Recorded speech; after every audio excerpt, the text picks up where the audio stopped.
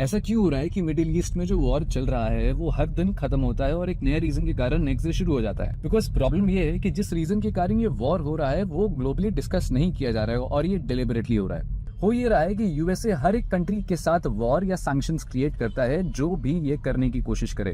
मतलब कि अगर क्रूड वो बेच रहा है तो वो एक्सेप्ट कर ले डोमेस्टिक करेंसीज को।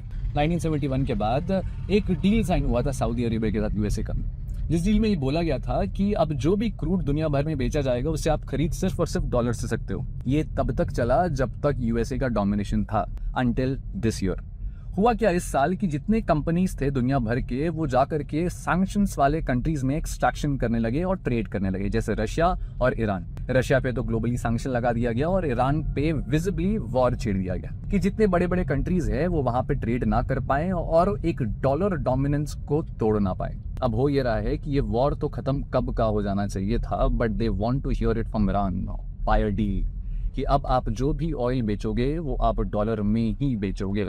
इसका मतलब ये है कि until or unless Iran bows down to USA, saying that we will only trade in dollars, USA will not back off.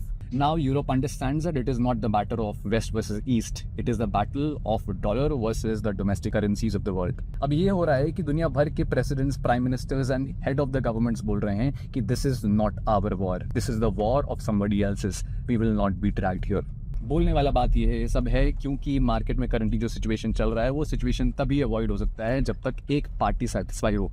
And do mind, एक party USA is not going to get satisfied until or unless people are accepting the fact that dollar is still the dominant currency of the world. Because अगर ये नहीं हुआ तो दुनिया भर में जो पेट्रो डॉलर लाया गया था वो खत्म हो जाएगा। The only reason why the entire world is being dominated by USA is dollar, and if that is threatened then the whole idea of superpower goes away.